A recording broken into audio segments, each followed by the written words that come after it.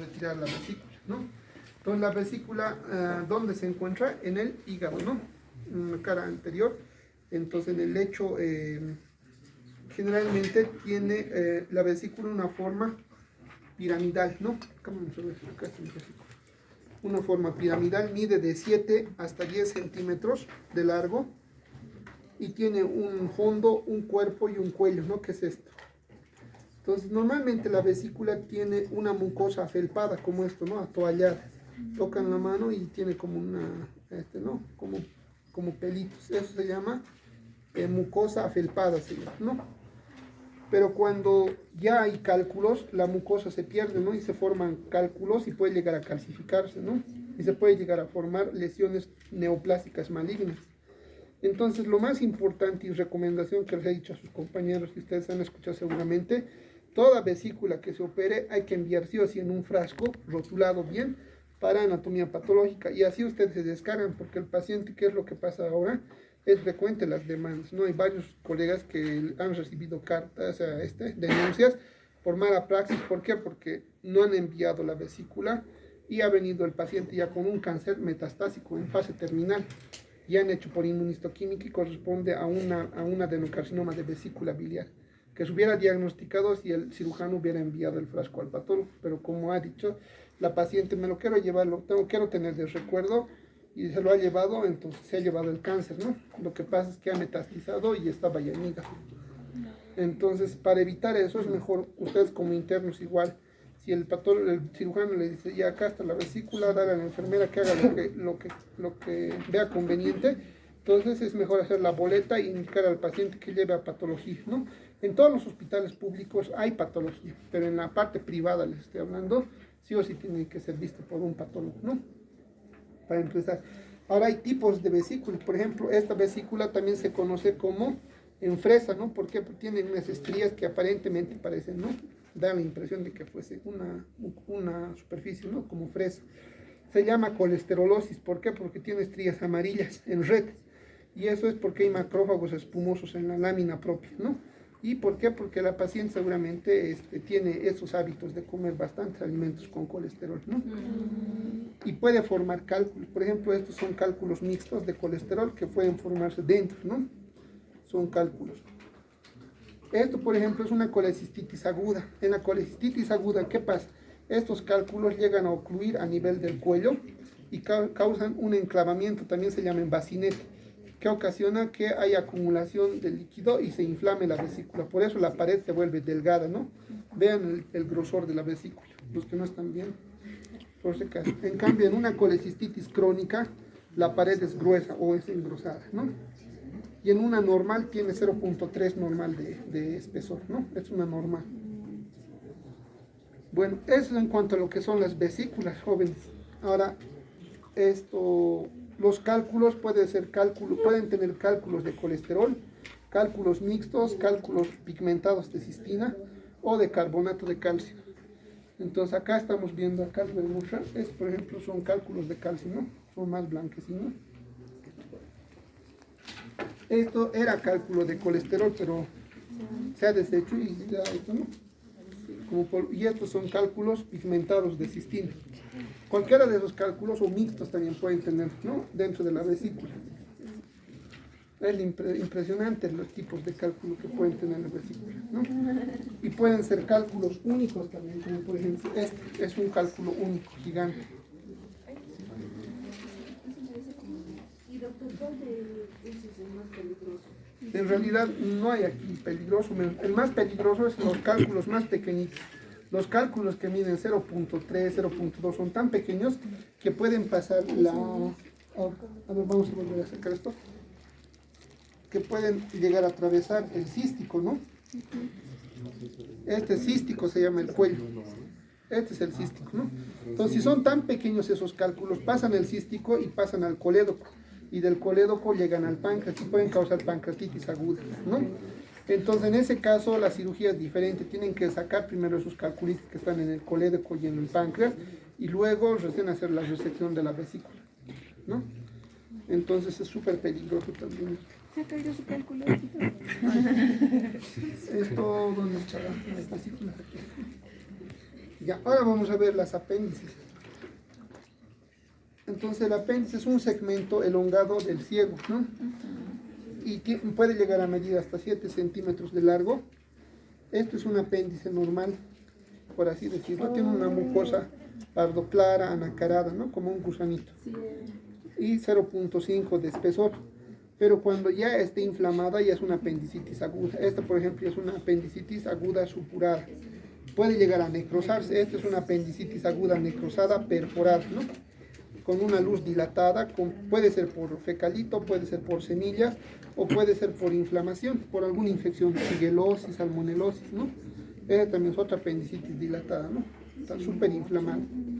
Pueden tener reacción plastronal. Reacción plastronal significa que se ha perforado y el tejido, la grasa que está alrededor del apéndice, hace, ¿no? esta reacción y hace de que no haya vaciamiento del contenido, ¿no? Porque si no puede causar una peritonitis generalizada, ¿no?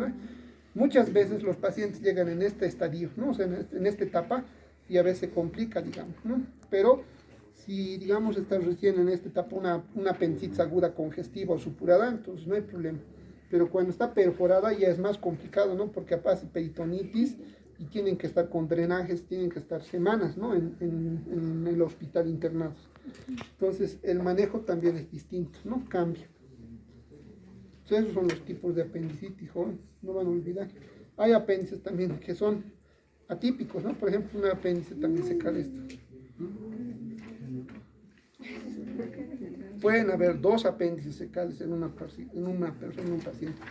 Entonces, tienen sus variantes, ¿no? Bueno, entonces, a ver, para ir viendo, terminando, les voy a mostrar el quiste hidatídico, ¿no? Este es un quiste hidatídico, ¿no? Pero doctor, usted ha dicho que son blancas, transparentes, sí, están dentro, ¿no? Son como pequeñas vesículas transparentes, membranosas, se asemejan a la clara de huevo, ¿no? Está en formol, no hay problema, pero cuando no está en formol van a tener cuidado, pues súper contagioso, ¿no? Es más, cuando llega a romperse el quiste en la pared, o sea, dentro del abdomen, puede causar un shock anafiláctico, ¿no? Y el paciente puede llegar a fallecer. Entonces, estos son, ¿no? Dentro de estos quistes transparentes membranosos están los parásitos, ¿no? Y la arenilla hidatídica también, ¿no? En el hígado y en el pulmón son los sitios más frecuentes, ¿no? En nuestro medio, por el caso frecuente, sobre todo en jóvenes que vienen del área rural, ¿no? Un patólogo me decía que es frecuente porque practican dando beso a los burritos, me decía, ¿no? Sobre todo en las jóvenes, ¿no? Pero son cosas, ¿no? que habría que confirmar o ver, ¿no? No sé, dice, según me dijo eso. Pero esos jóvenes, entonces, para ir pasando a otra patología, esto es un megacolon, ¿no? Que es una distensión y un alargamiento del colon, de un segmento del colon. Sáquelo, doctor. Bueno, es súper largo, ¿no? Y sacarlo vamos a mojar todo el piso. Entonces, esto les voy a mostrar acá. Generalmente en los adultos es por chagas, ¿no? O por mala dieta. Y en los niños puede ser por Hirschsprung. El Hirschsprung es una enfermedad congénita porque hay ausencia de los ganglios, ¿no? Mientéricos de Auerbach, Meissner y Auerbach, ¿no? Entonces, la cirugía es el tratamiento electivo, ¿no? En los niños la cirugía se hace previa biopsia, ¿no? Se toman biopsias del recto y si hay ausencia de los plexos mientéricos, entonces tiene esta enfermedad de Hirschsprung, ¿no? Entonces tiene que hacer una resección del segmento afectado, ¿verdad? Esto es necrosis de coagulación. La necrosis es una patología vascular. Hay una oclusión, ¿no? De los vasos y generalmente son por trombosis, ¿no? Hay trombos que ocluyen los vasos y hay una necrosis. Puede ser masiva, pero en este caso, por ejemplo, es masiva y el segmento necrótico del intestino afecta toda la pared, ¿no? Del intestino grueso.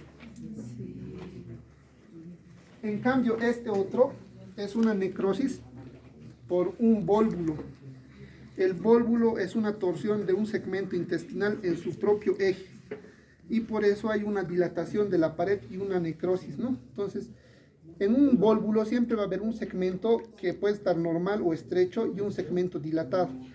¿Por qué? Porque ha habido una torsión en su propio eje, ¿no? Una rotación y una torsión y una oclusión vascular. Entonces hay dilatación y necrosis de la pared afectada, ¿no ve? Eso se llama vólvulo.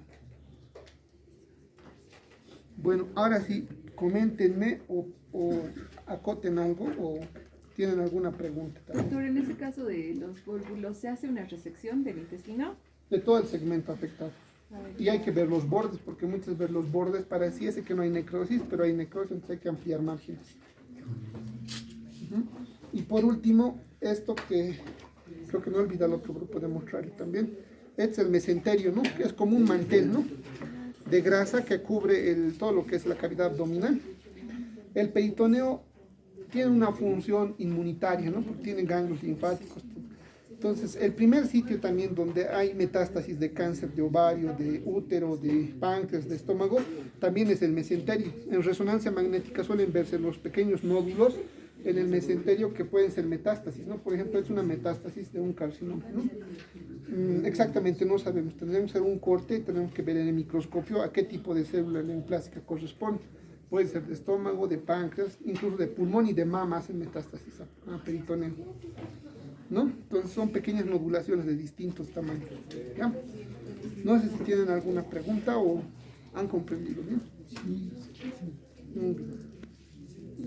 Sobre la echinosis cocócica. Bueno, esto es una parasitosis, ¿no? La Echinococcus granulosa es una enfermedad parasitaria que tiene su hospedero definitivo el perro, ¿no? O el can.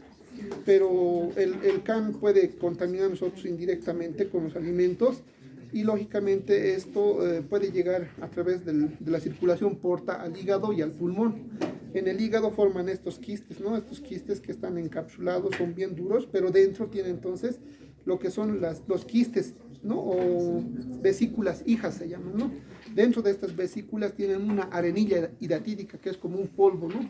Dentro de esta arenilla están los parásitos adultos, los quistes y los ganchos o escólex también que se llaman. Y esto es súper contaminante porque si se rompe se esparce todo esto y puede llegar a sembrar a otras partes del cuerpo, del peritoneo, ¿no? Entonces por eso la cirugía tiene que ser un cirujano que ya tenga experiencia en esto para sacar íntegro y no haya ruptura del quiste, ¿no? No sé si tienen otra pregunta. Doctor, en la vesícula biliar, ¿es peligroso que exista barro biliar? No, el barro biliar es una consolidación de la bilis, pero lógicamente por la dieta y todo eso, entonces ese barro se va a nuclear y se va a formar cálculos. Con el tiempo. Con el tiempo. Si tiene barro biliar, entonces tienes que ir al gastroenterólogo. ¿Para qué? Para que cambie tu dieta, te dé una dieta para que vaya cambiando la consistencia, ¿no? Pero si ya están los cálculos formados ya y son pequeños, ya es colecistectomía. Si son pequeños, yo les dije, no, si son pequeños, atraviesan, ¿no? Atraviesan lo que es el cístico y pueden pasar al colédoco y del colédoco al páncreas y causar pancreatitis aguda. Muy bien, joven. Gracias. Entonces,